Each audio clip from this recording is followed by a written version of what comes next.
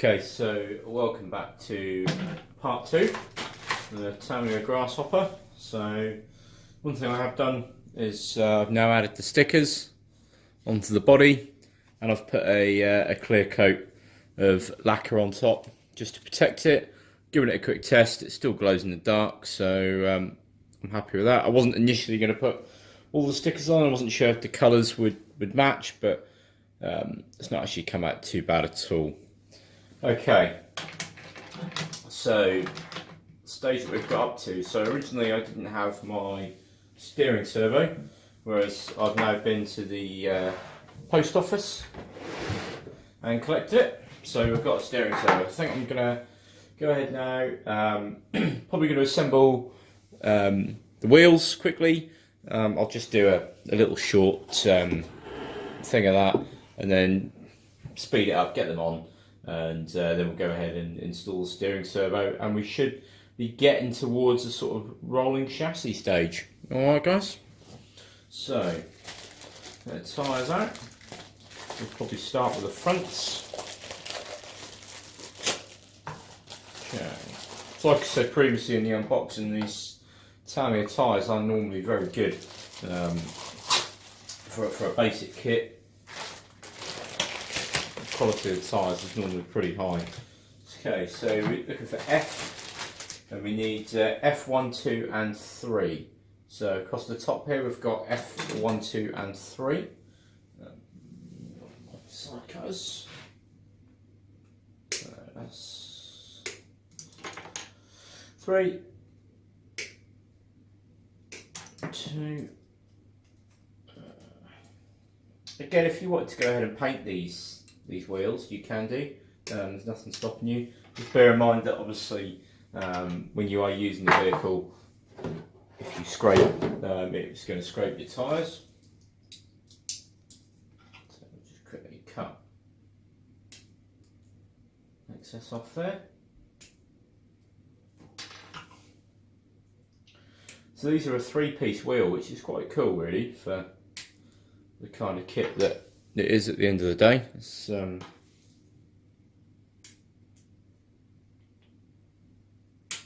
that would give you the option if you wanted to go ahead and paint these multiple colours. It would make it fairly easy.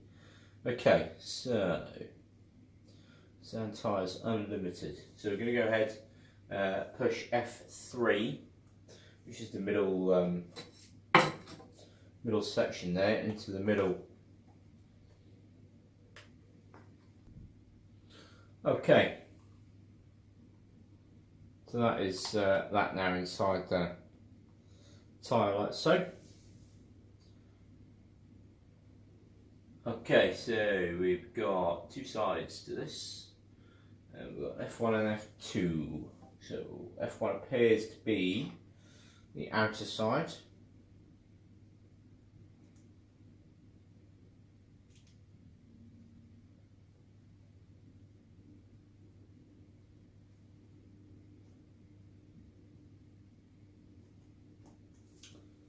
Or spin that around. Okay.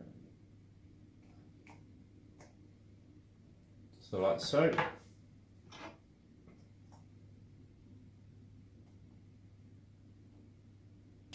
There we are. So that's snapped into place properly now. Let's go ahead, get my little bag of screws from earlier. And here we have them. Okay, so very, very small nuts and bolts for assembling these. So bring some nuts out, some small screws. Okay, for the front is 8 mils, and for the rears is 10 mils. So these are the 8 mils through the hole, like so, and then nut on the back. Then we just need a small Phillips screwdriver.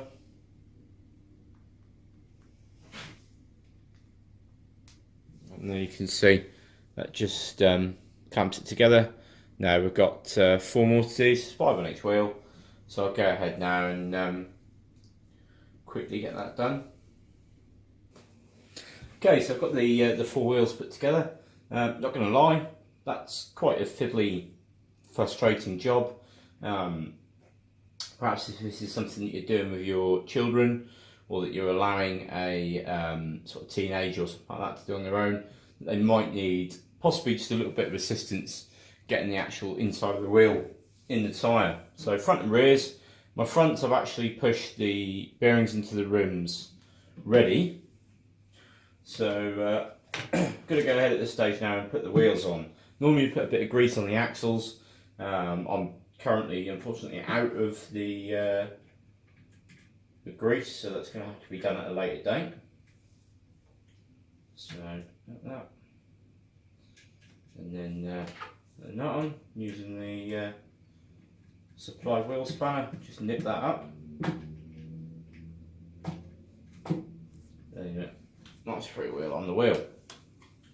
Same on the other side.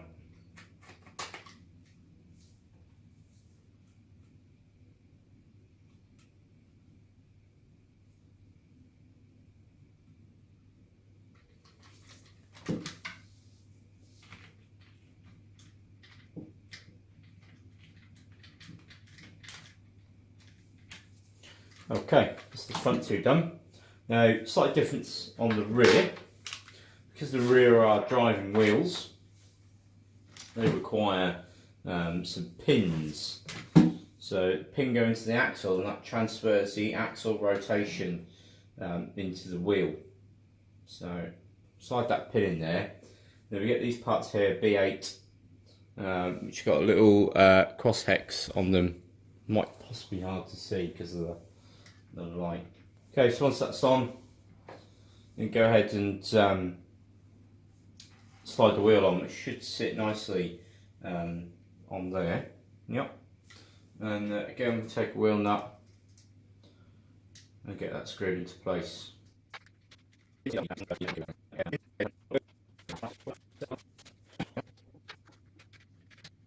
Okay. When I roll that, you can hear the motor turning, so everything's working through the transmission, which feels quite nice and smooth. And then if I lift one wheel up and turn it, the other one turns in the opposite direction, which is that diff. If you hold it down on the table, you can feel turns through the transmission, through the motor. So we almost have what I would call getting to the stage of a rolling chassis. Okay, so the next thing is probably to look at getting the steering servo installed and going from there. But as you can see, we're already getting sort of starting to see the overall look of it and how good it's going to be. So I'll grab the parts for the steering and we'll get that done. Okay, so I'll look at getting the steering sorted. Now, one thing you would normally do as a matter of course for steering is centralising your steering servo before you get to this stage. However, because I don't have my radio gear with me, it's something I'm not able to do. So all I'll do is disconnect the servo horn when I first go to run this for setting it up. Once I get the radio gear, and I will set the neutral point on the steering and also set the end points as well to make sure I'm not hitting anything and therefore causing more strain on my steering servo. Okay, so first thing we're going to do is put the supports in that actually hold the servo, like so. There's one in that side, one in the other side. Again, no prizes for guessing what size screws we're going for here. So this is 3x12s again, BAs with a just a washer on. The washer helps spread the load between the head of the screw and the plastic body of the servo case.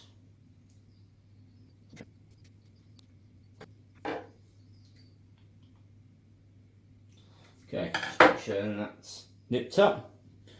Now we're going to go ahead, I've picked the right size horn for the servo. So There. So that's going to go. It's got a little nodule on that. That faces upright, or as close to upright as you can get it. You then fit the servo saver spring over the top, and you then fit the actual fitting that we're going to be using on this one. And there's a little plastic spacer just to go in there, and then it's a case of securing that in with the appropriate screw for that servo. That seems to be fairly secure in there. Okay, so the next stage is going to be to get our tie rods fitted onto these little collets here, these little rod ends.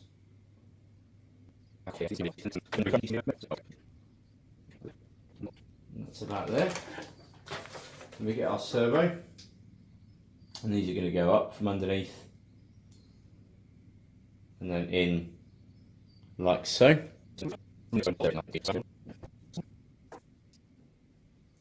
Okay, that's them both slotted in. So now we're going to get the vehicle, and we're going to drop these down through this hole. So once we're there, before I do anything with those ends, I'm going to get 2 more screws and washers and look at getting the servo locked in place. So it's one less thing to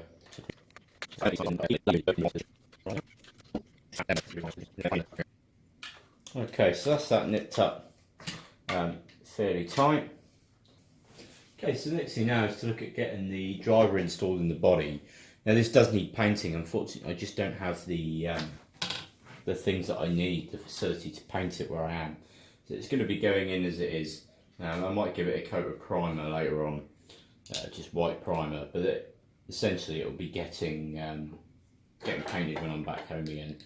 So it's a really simple slot together. So the head is 2 pieces with a screw, and you just have a couple of bits inside. One so you can screw its head into the body, which is into the actual car body, which is how it actually attaches. And the other one is so you can screw his body into his head. So that's now the driver assembled. They are quite nice detailed figures that Tamiya provide.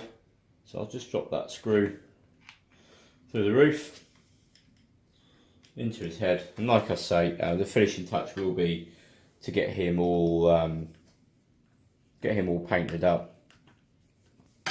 Okay, so that's him all screwed in there. Don't think you necessarily have to have him facing dead forwards. You know, you could turn his head slightly to the side. You know, you can make it personal to you. Okay, so the next bit of detailing for the body is the lights. Now these also are going to need painting. They're going to be painted a different colour to what I've done my body. I'm not 100% sure exactly how I'm going to paint them up yet, but again, unfortunately, that'll be something that I'll just have to do when I'm at home. Okay, so the way these go together is top to bottom like so. Bring it down to the car, and then you drop another one of these 3x12s. Good old Tamiya.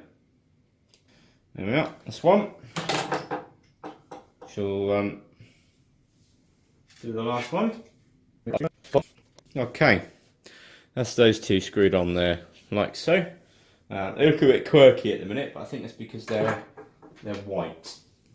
So when you're screwing this on, again, be really careful with your paintwork, guys. All right, if you've done what I've done and painted it, you really don't want to be messing up your paintwork. And I'll just go ahead with this, and then I'll come back when it's all screwed on. Okay, guys, here we have it. This is the completed Tamiya Grasshopper as a rolling chassis, really. I need to put the speed control and receiver in, and then we're good to go, as well as, like I explained, painting up the driver and a couple of detailing bits with the frame and things. But other than that, this is essentially, you know, 15-20 minutes away from being 100% completed. I hope you guys like it. Again, massive shout out to Steve Declarks, whose idea this was, who's got us all together doing this across the world. So I look forward to doing the next one. I really hope the next one's a Tamiya kit as well. It could possibly be the Grasshopper 2, which was the updated model of this. But I've got to say, shocks work well. You know, they're very firm, but they work well. She rolls nicely. I'm glad I put the bearings in it. I'm happy with the paint now, the way that's come out. I will try and get some more pictures of it in the dark to show you the glow-in-the-dark paint, just for something a little bit different. But other than that, I'm really pleased. I'm just looking forward to getting her running now, and then letting the kids have a play. Alright guys, thank you very much. Be sure to subscribe and check out my other videos. Bye.